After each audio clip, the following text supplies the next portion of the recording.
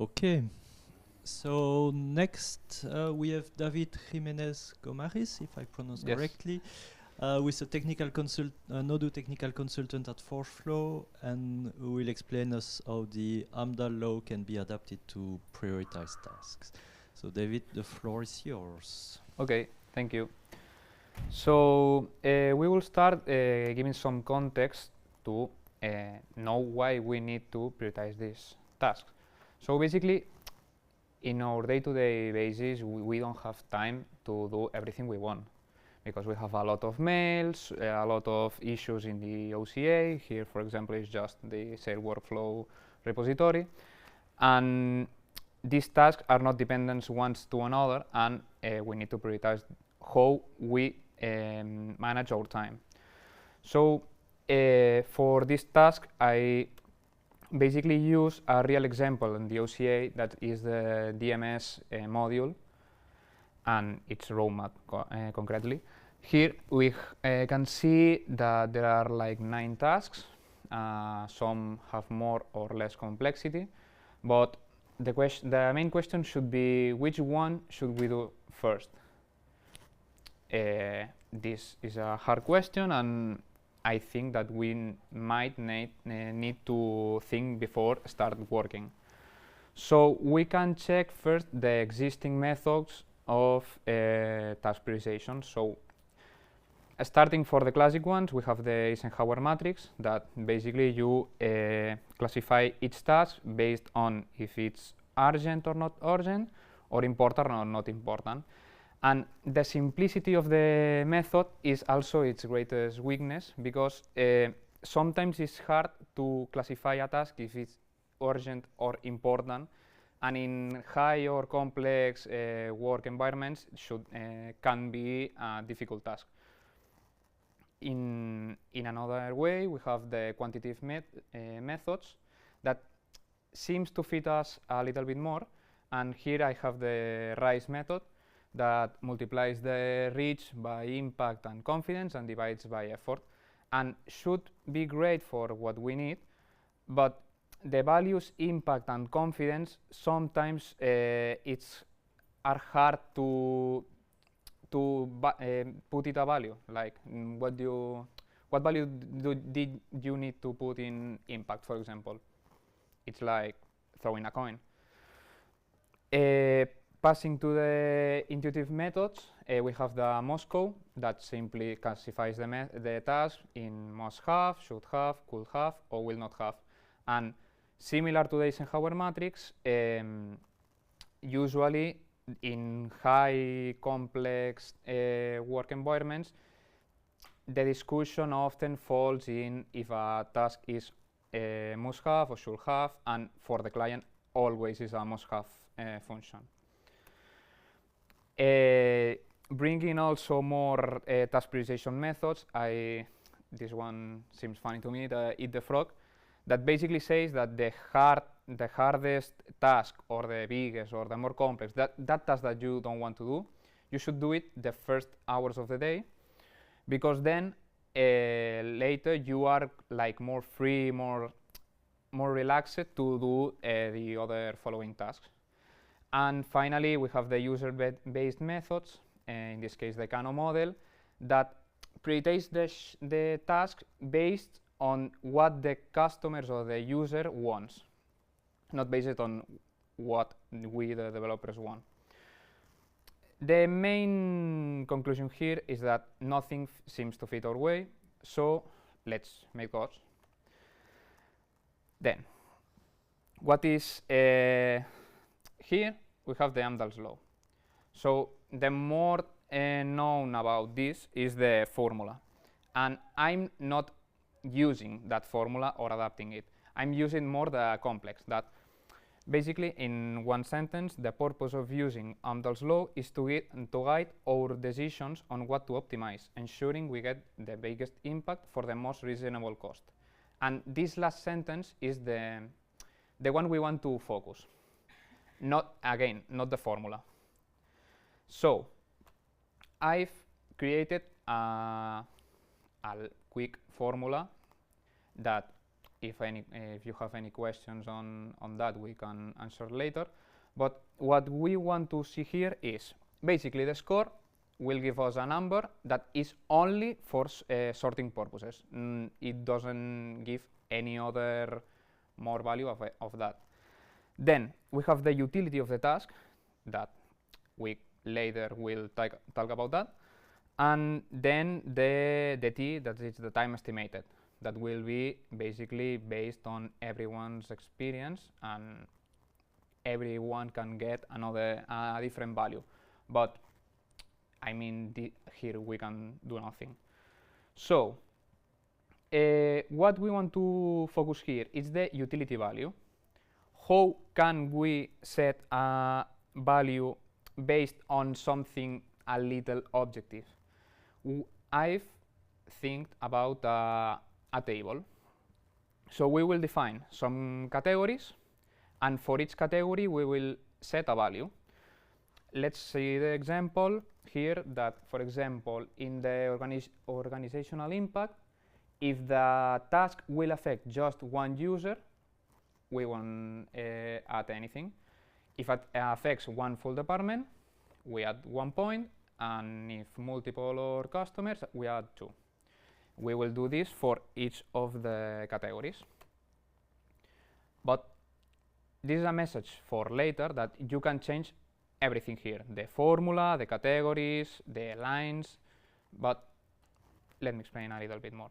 So in a fictional example, we will basically create a table, fill up for each task which points we will assign to each one, and sum it to the end. And also a fictional example, we have several tasks with each one having an estimated time that I've personally put, and then the usefulness. It gives a result applying the formula, and for example in this case we sort based on this value, and here we have the task name. So the first task that we should do is the task 8. So again, seeing at the DMS module roadmap. Okay, so let's check for each of these tasks which one should we do first. So we fill up the table, and just for information, sometimes in this process we think we are developers, we want to optimize the time, and think about why I should fill up all this table that will take me so much time. And filling all this table, reading all the tasks on the MS module, that personally I haven't contributed anything on that module, but reading the tasks and filling up the table took me 8 minutes. In my estimated time, the task with the fewest time, it's 1 hour, just to have a comparison that sometimes doing this initial process is viable. So which task do you think will be the first one? So we can see here, for example, that we have 2 tasks with a usefulness of 9, which has a task with an estimated time of 1 hour, so one of these should be the one selected. But applying my formula again, the task that recommends is the one with usability 7 and estimated time 2. It's not the greatest on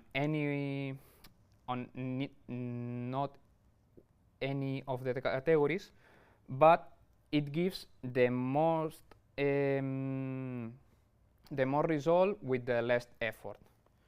So for the message of this presentation, I don't expect you to use my formula nor utility table. Instead, I want that everyone starts setting their own defined measures to be more time efficient.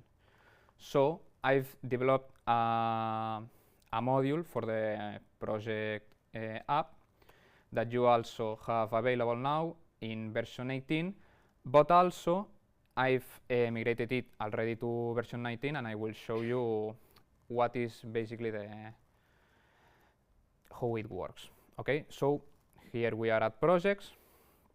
We can configure configure the categories as okay. Okay. So, okay, here. Wait, here. Okay, thank you, Pedro. Here we can set the categories and also the lines. We can see here, for example, I've set the same as the ones in the presentation. Also, the lines you can see here, the first three are the ones I've talked about, and you check the value. Then going to the project, let's say, for example, this one. Here down we have the configuration, and you can see here which categories do you want to use.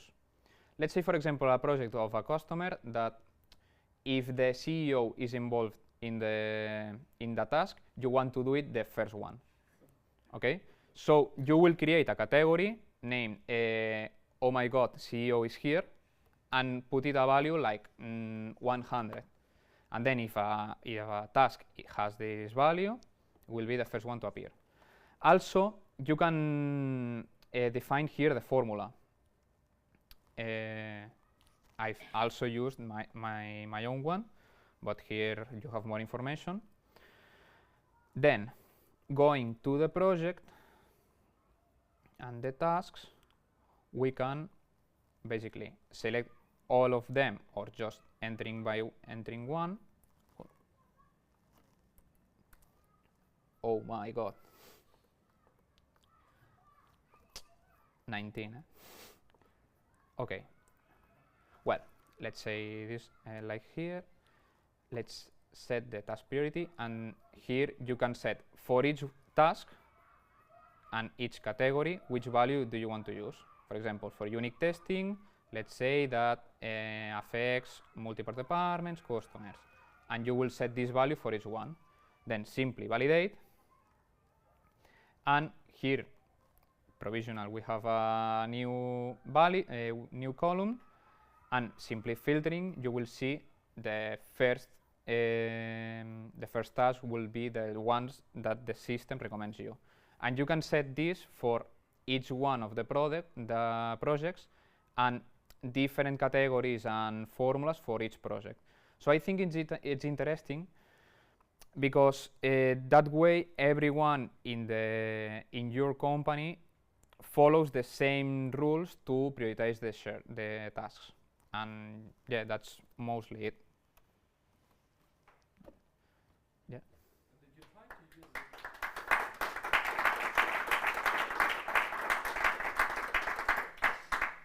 Thank you, David. Please use the microphone. Did you try to use it more like, with the money?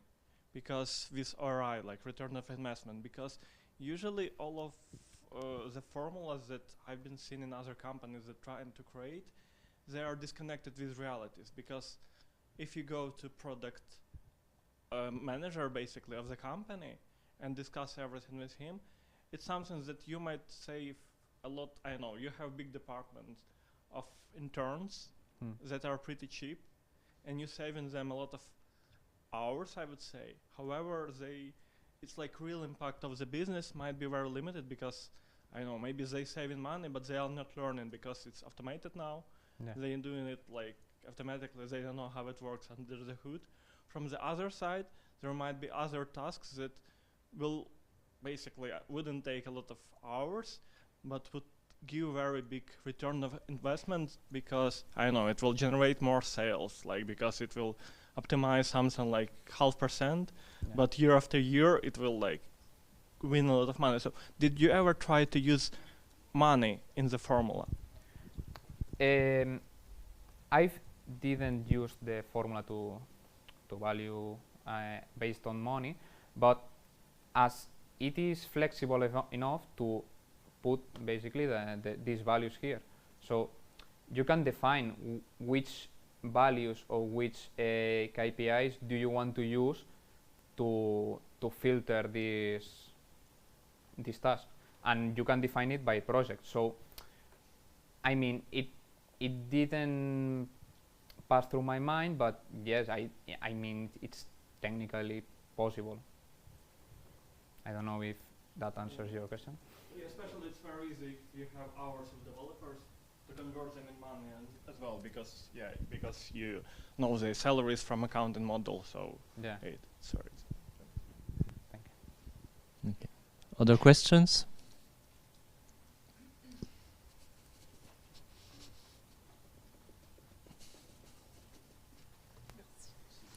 So yes, how do you include time management inside, meaning that if one task arrives Monday and it's a low priority and it keeps being low priority through first Tuesday, Wednesday, etc., how do you include the fact that one day you will have to solve it? Yeah.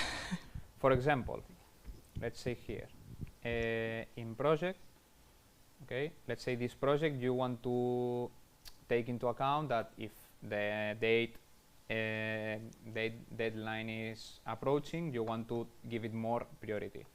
So simply in the formula, you have access here to the task itself. So you, for example, could say that you want to multiply this value based on I don't know, the deadline minus today, and be like increasing the value as the date is going, the date is approaching.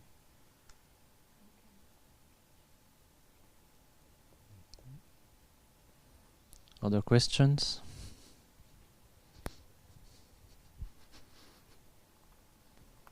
Doesn't seem so. So thanks a lot, David.